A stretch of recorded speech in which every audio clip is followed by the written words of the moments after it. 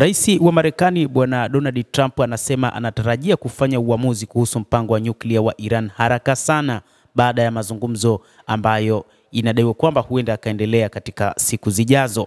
Mazungumzo yajayo yamepangwa kufanyika Aprili 19 huko Roma nchini Italia baada ya duru ya kwanza kujumlishwa kama makubwa na bora zaidi.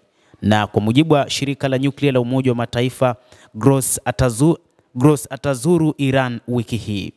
Alipoulizwa kuhusu mazungumzo ya Marekani na Iran kuhusu mpango wa nyuklia, rais huyo wa Marekani aliwaambia waandishi wa habari Jumapili kwamba anatarajia uamuzi kufanywa hivi karibuni kabla ya duru ya pili ya mazungumzo yanayotarajiwa kufanyika Jumamosi huko Roma. Tutafanya uamuzi juu ya Iran haraka sana, Trump aliwaambia waandishi wa habari ndani ya Air Force One akiwa njiani kutoka Florida kurejea White House.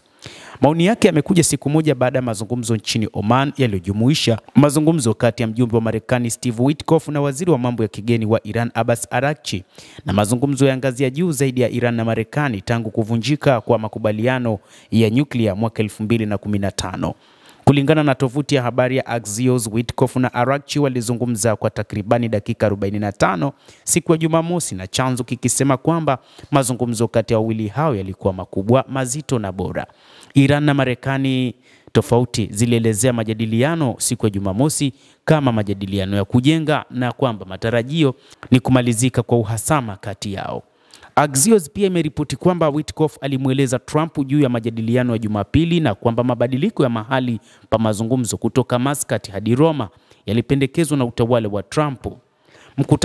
Mkutano huko Roma umepangwa kwa Jumamosi ya Aprili 19.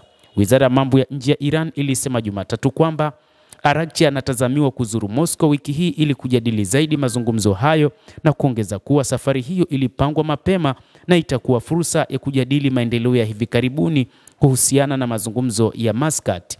Urusi, mshirika wa karibu wa Tehran, na Uchina wamefanya mazungumzo na Iran katika wiki za hivi karibuni juu ya mpango wake wa nyuklia.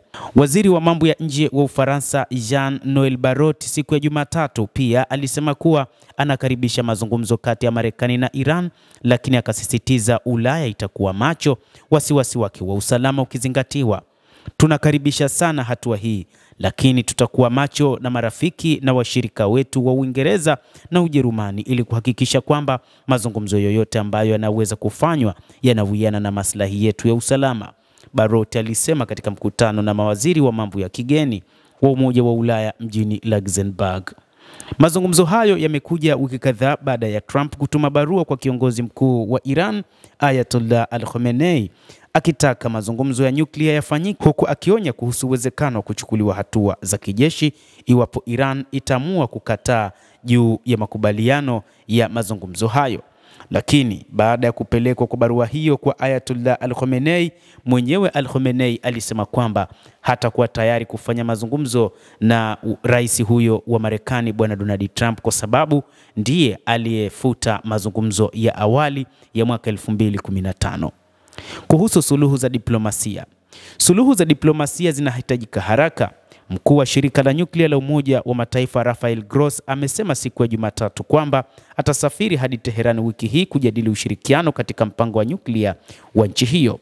Ushirikiano unaendelea na ushirikiano na wakala ni muhimu wakati ambapo suluhu za kidiplomasia zinahitajika haraka, alisema Gross, mkuu wa wakala wa kimataifa wa nishati ya atomiki IAEA, katika chapisho kwenye X. Kulingana na chanzo cha kidiplomasia, ziara hiyo ilitarajiwa kufanyika siku ya Alhamisi. Gross alizuru Iran mara ya mwisho mwezi Novemba mwaka uliopita, ambapo alifanya mazungumzo na viongozi wakuu akiwemo Rais Masoud Pezeshkian wa Iran. Katika ripoti yake ya hivi punde ya kila robo mwezi, IAEA imesema Iran ina wastani wa kilo 274.8 sawa na pauni 605 za uranium iliyorutubishwa hadi kufikia 60%, karibu na kiwango cha 90% kinachohitajika kutengeneza silaha za nyuklia. Endelea kutufuatilia mtazamaji, na usisahau kulike, kucomment na kusubscribe channel yetu hii ili upate habari hizi kwa mapana hapa The World News. Mimi ni Adam Hussein, endelea kuwa nasi wakati wote, endelea kutufuatilia.